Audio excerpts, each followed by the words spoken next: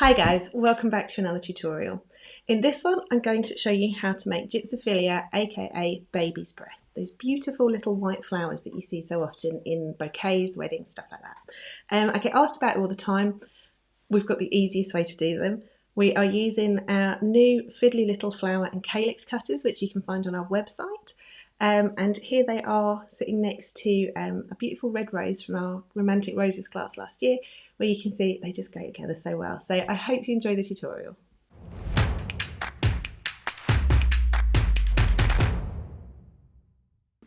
Okay, so working with flower paste.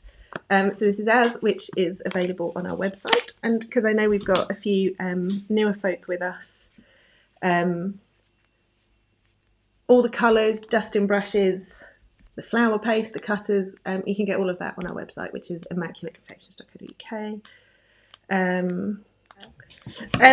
Okay, so just white flower paste, and I'm rolling it out as thin as I can, pretty much. So I'm going to pop a little bit of corn flour on there just to assist with that.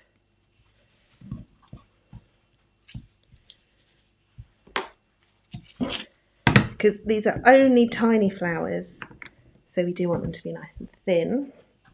Oh, fair, yeah, regional differences, of course. I always think it's interesting when those things pop up, like me calling snapdragons bunny rabbits, which not everybody does. But then we were doing a demo in Romford, which is sort of like Essex/East London. So our region, broadly speaking. Yeah, largely where we are from. And said bunny rabbits, and everyone knew exactly what I meant. So I was like, oh, I guess that must be a thing of it down here. So yeah, it's just one of those. Okay, rolled out nice and thin. Plenty of working time on our flower paste, so we don't need to worry too much about that. We'll press firmly and give it a wiggle, and as you can see, you get such a nice clean cut, which I'm so happy about. And then you just need to use something to poke them out. And my favourite thing is to use, this is just a cake pop stick that I use as a teeny tiny rolling pin, because it just fits perfectly. So I shall cut a few.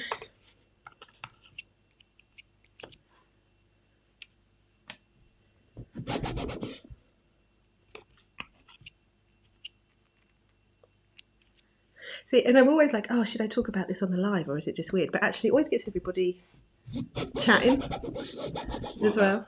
With the things like the baby's breath. Yeah. Yeah, it's strange. Okay. So, cut them out. You want an even number because we're going to use them in pairs. And we are just going to use a ball tool. We're just giving them a quick smush and soften. This does not need to be a precise thing at all. So actually, a slightly bigger ball tool is better because then you can just have at it.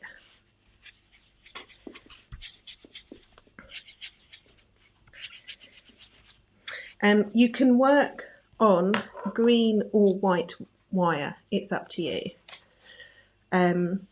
So this sample one that I made here, that was done on white, which I then dusted green, which you can probably see.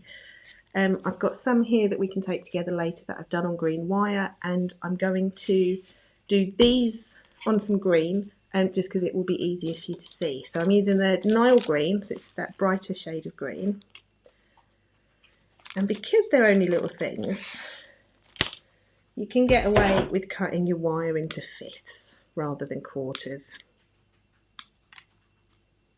like so. It's 28 gauge wire.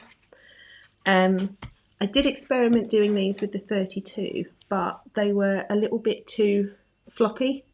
Like, I prefer the 28 and having a bit more resistance for when I'm taping them together and stuff. And yes, that was the littlest cutter that I was using there, Sandra.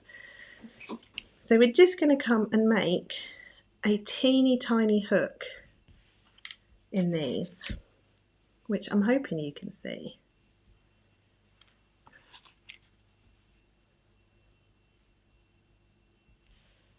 So it is just the littlest hook, and just bend it nice and tight so that it's bent close to that. Yeah, In fact, you can zoom in a bit.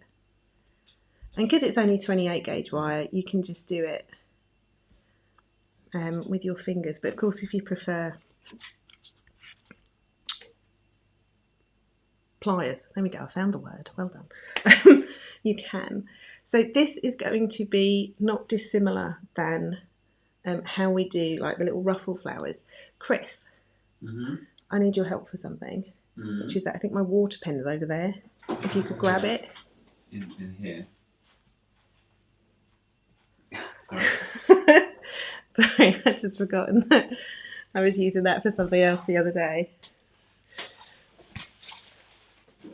And I'm just gonna, it is just like the ruffle fillers, but just on miniature scale.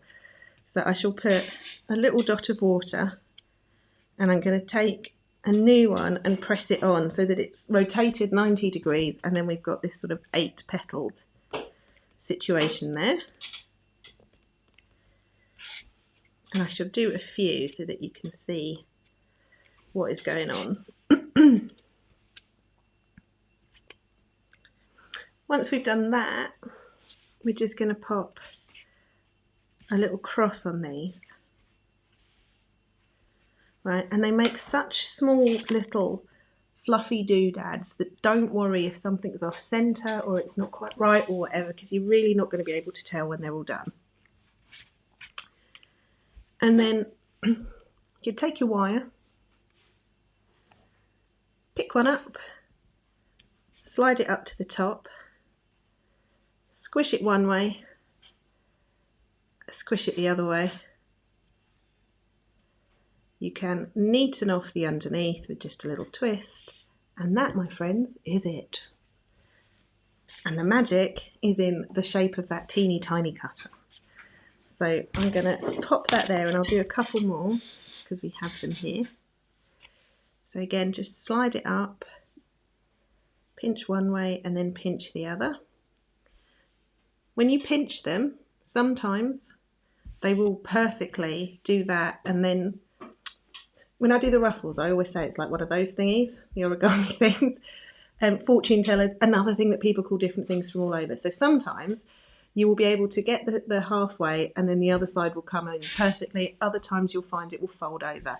Again, don't worry, because you're going to have so many together that little variations one to the other just really aren't going to show at all.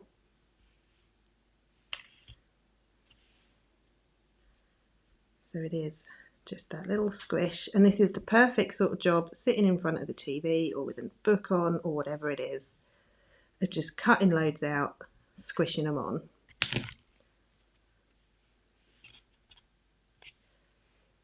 So those are our ones with the 2 flowers.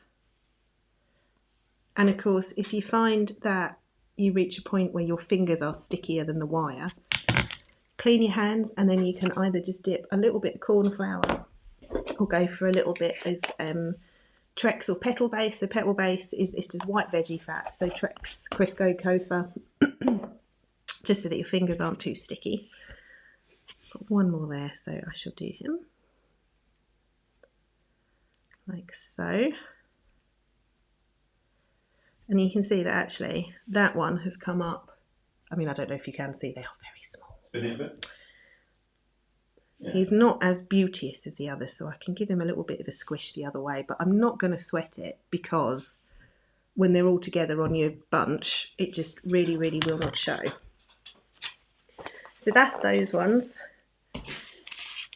For sake of a bit of variation and making it look just a little bit more realistic and everything, we can also do some with just one. So I'm going to do that same little hook in the end.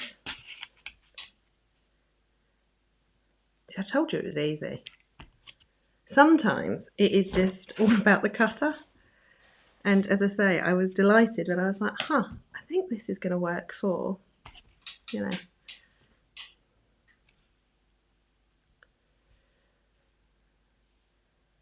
And then, so we can just do a single one. So consider that to be like a little half open bud affair, because it is just smaller there. And it's the same method of just squidging it onto the top. Oh, and that, right, so that is what I was talking about, where my fingers are stickier than the wire. So if I do just a touch, let's try a little bit of Trex, I can probably just sort of force the wire back down the middle of those petals and squeeze it again, look. And again, the glory is that because they're all going to go together, I wouldn't be able to pick that one out if I tried at the end. And then the final little thing, again, just to add extra little bit of fanciness to it. So same little hook.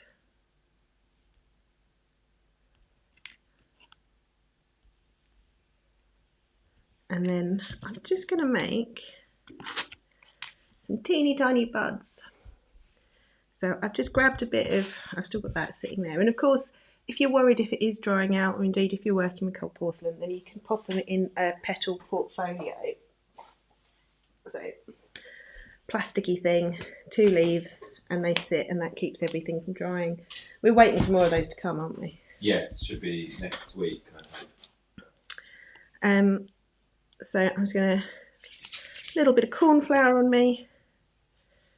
Tiny little bud there. You can see it is, there's my finger by it, so it really is just a wee speck. Wet the wire.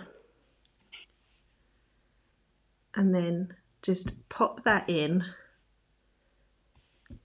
and just twist it down. So like, this isn't a perfect science, so just get it to stay.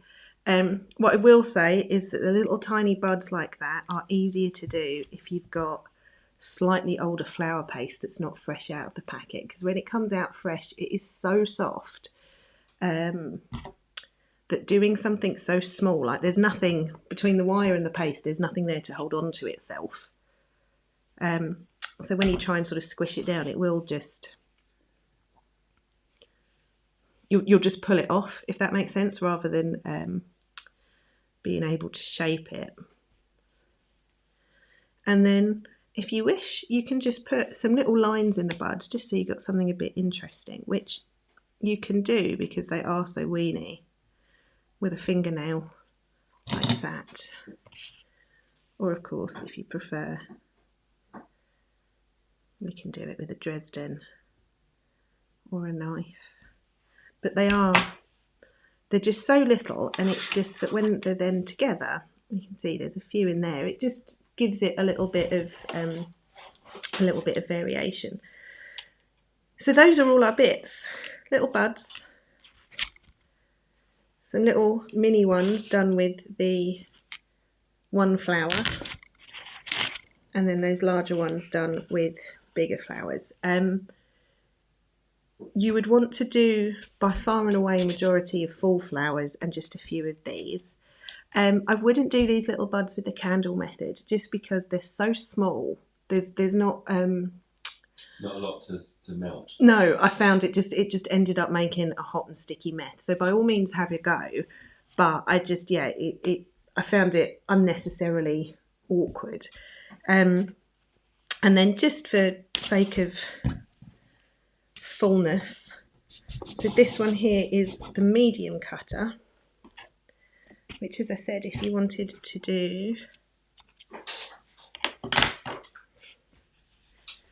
a few of these as well, you absolutely can, and it's the same business. So I shall layer the two together, little cross in the middle, wee hook on the wire. And again, you can squish it one way and then squish it the other way, and then just neaten off the bottom. And again, to be honest, that one didn't go the best, but it will be absolutely fine when it is on there. So you can put in a couple of bigger ones as well. And I think in due course, so little yellow mimosas would work with this beautifully. There was I don't have the packet with me. We came up with a list. You could absolutely do little lilacs with it. There's just all sorts of things. which, as we said, is why we very much called them, as silly as it sounds as a name, the Fiddly Little Flower and Calyx cutters, because it's precisely what they are. Fiddly little fellas. Right, so the thing that Gyp does that makes it look gyppy, the stems are always straight, so you want to keep the stems straight. And if you think of how, like as a kid, you would draw a tree, basically. So if we start with our central stem, they split off very much at hard angles, and then those split again at hard angles, and then those split at hard angles.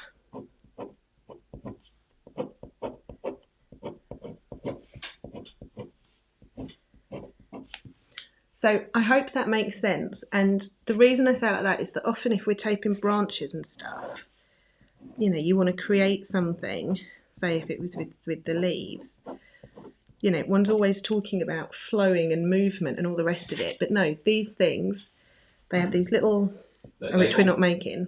Go on. They almost look like a child has drawn a branch. Yeah, exactly. Very stereotypical. Exactly. And then, so yeah, next time you're in the shops or you have some in a bouquet, have a look, because they are very, very much that tree-like. And that is the thing, is getting them into that stiff but plentiful arrangement is what makes them look like that. So I'm going to grab some tape now. So I'm going to work with my the ones on the green wires. I've got some Nile green tape, which I'm just going to pop through my tape shredder to quarter it, because of course these are so weeny, it's much easier if we're using just little bits of tape.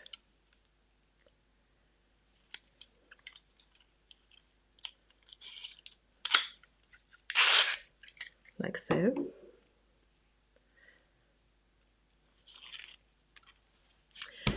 So with that in mind, what we're going to do is take, so let's say for this first one, I can do a bud, a big flower and a little flower. Would it be easier? You guys will have to tell me if I do this. Can you see that better probably? Yeah. Align them pretty similar in the height, as you can see there. And about, I don't know, 2 centimetres, 3/4 of an inch down, attach the tape. So I'm going to make a bunch of little spriglets like that. You can do 3, you could do 4, you know, there's no particular hard and fast rule.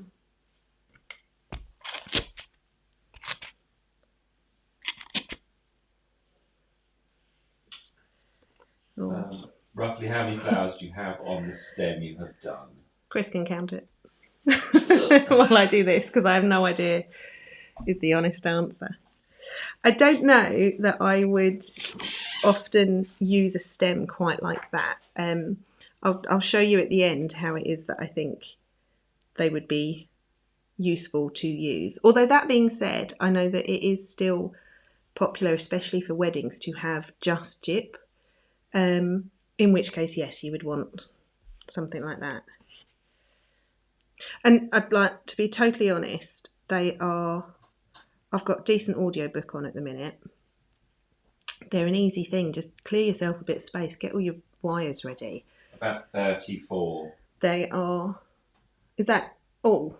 No, and then you've got sort of say about 6 to 8 little buddy things. Yeah. Okay. On top. So call it 40 pieces in total, as a mixture of the different bits and bobs is what I mean. Stick it down there. Okay.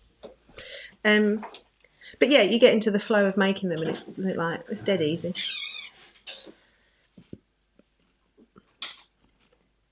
Yeah.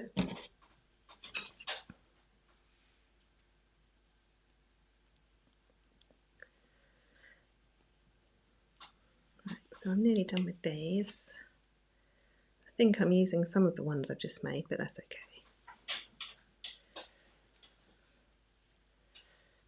Actually, I've got a few there, so let me tape those as well, because then the more I've got, the more sort of I can show you of doing the end of it.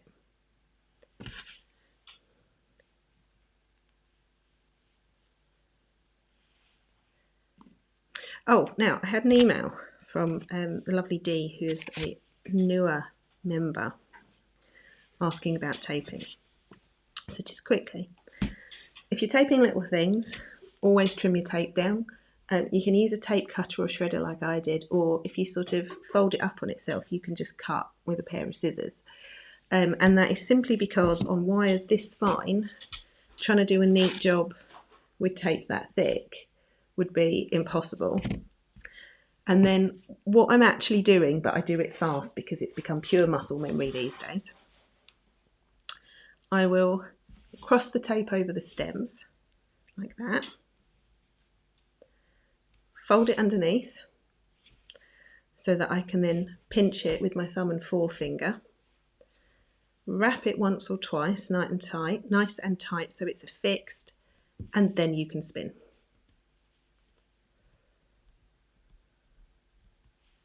Like so.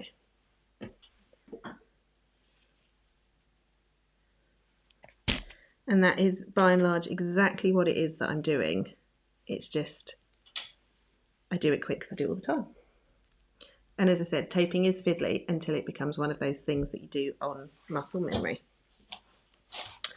Okay, so I am now going to take each one of these and open them out. And can you see how I've got a hard angle on those there? So I've not bent them.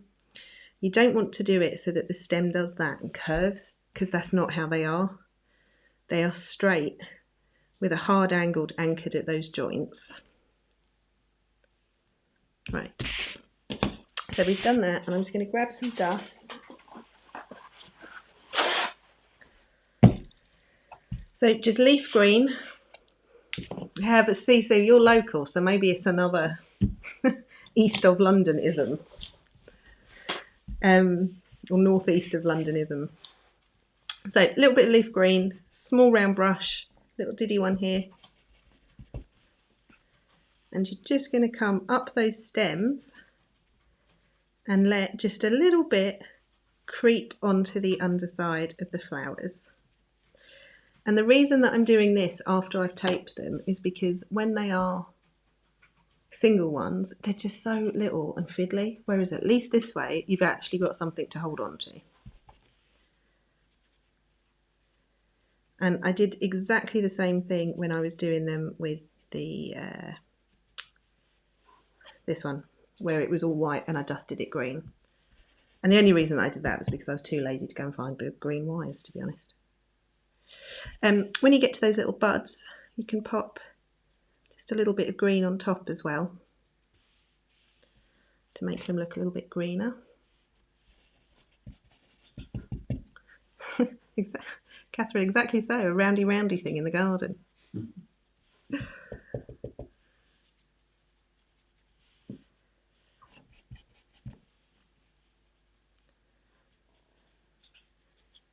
Again, one thing that's lovely about doing these is that you don't have to be too precise with anything, because the end result is the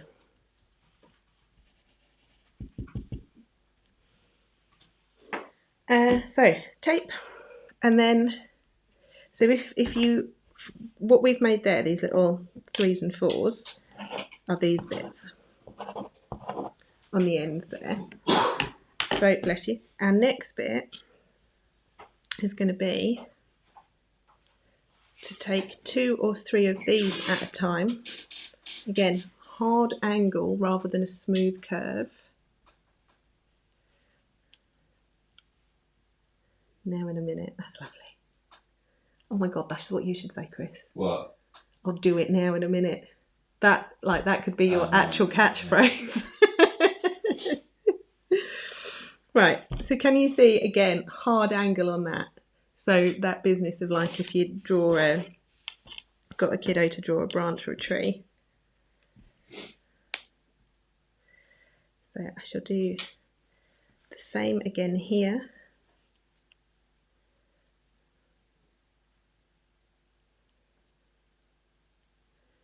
Oh no, I didn't know helicopters were poisonous to things. I mean, they grow as well, don't they?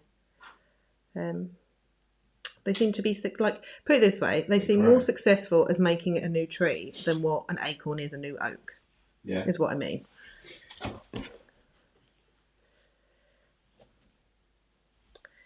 So I can do one here, I can do with 3. So again, hard angle, and I'll start off with my 2. Just wrap that round once or twice, and then again hard angle, and that can be a little 3 one.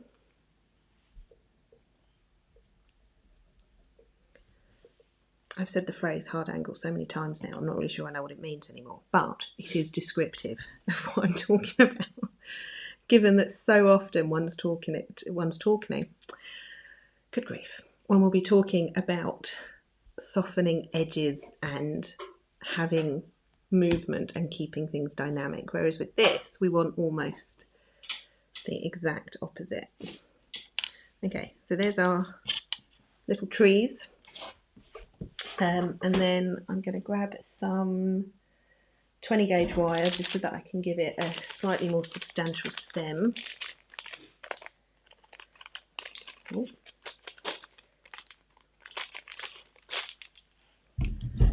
So if we have got some new folks with us, something that I will often try and point out, so wire gauges, basically different thicknesses of wires, which means they have a different strength, because obviously the thicker it is, the stronger it is, i.e. like the harder to bend. Which you use is dictated by how heavy the thing you're putting on it is. So for these, they're so small, we're just using the littlest wires. To do the stem, I've got a much thicker one. And then counterintuitively and annoyingly, I think it's counterintuitive anyway, the back to front. So the higher the number, the thinner the wire is, and the lower the number, the thicker it is. Hence a bit of 20 gauge wire. I shall do this next bit with some half width, which I'm going to cut. So I'm just folding it up. I'm going to use my scissors because I need to put a new blade in my cutter.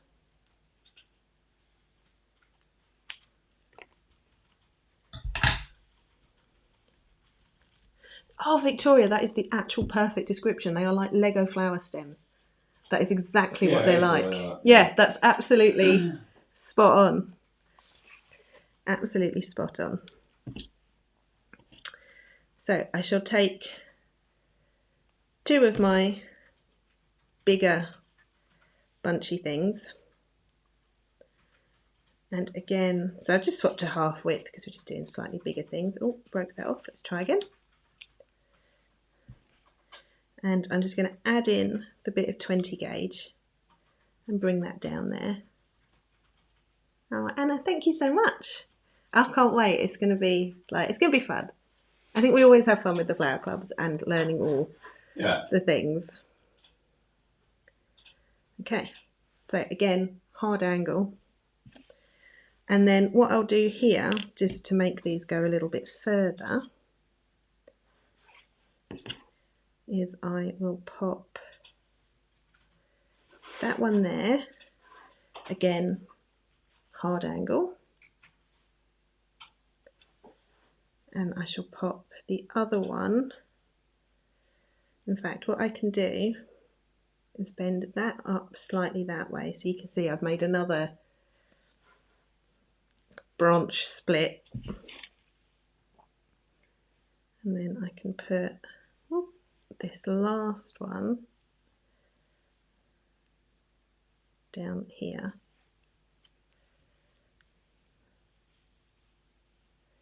So even with this one, which has fewer flowers than the other one that I did, it is still quite easy to get it looking bushy enough to look like it is what it is. So how many is on there? 3, 6, 7, 10, 13, 15, 20. So there's about 25 things split between the big, the little, and the buds. I was going to say berries, but I don't mean berries, I mean buds.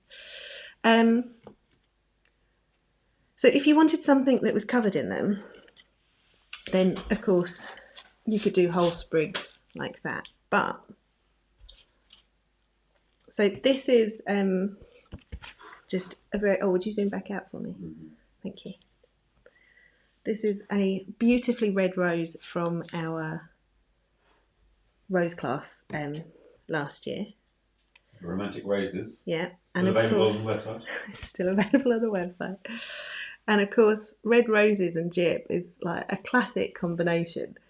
And so I'm going to close these up a bit more, because remember, when you're using them in arrangements, for all that is how they grow, if you want to squash them a bit for an arrangement, that's absolutely fine, because that's how they usually look. And yes, Lee, it is a little bit weird doing the hard lines instead of having everything soft and smooth and flowing, but that is what makes it look gyp-like, as opposed to being a bit like gyp and looking wrong somehow. But I just wanted to show you how nice they look. It's really hard when things are white, with your other flowers, and especially like red roses and white is such a classic combination. Having taped that together, I'm now just going to pull a couple of these bits off, because for all that what we taped just there is how they are as a whole stem, there's nothing stopping you from taping them into whatever shape and size you want,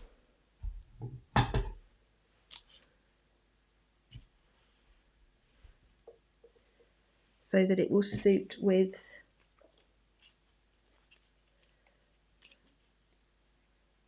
the design, is what I'm trying to say.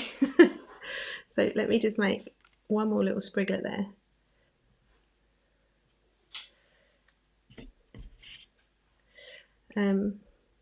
That's interesting, as Catherine says that an old wives' tale that you shouldn't put white and red flowers together for sake of it looking like blood and bandages, which is funny, because I don't know, I feel like It happens a lot. Yeah, and red roses and gyp is such a, like, I realise I'm about a week late for Valentine's Day, but the principle stands.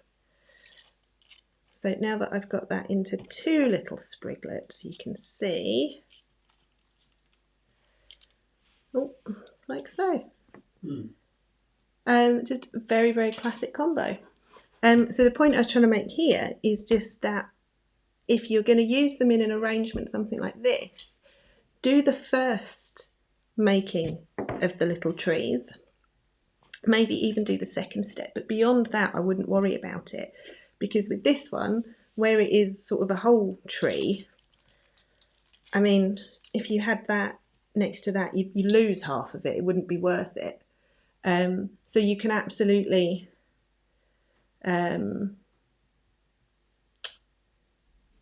shape.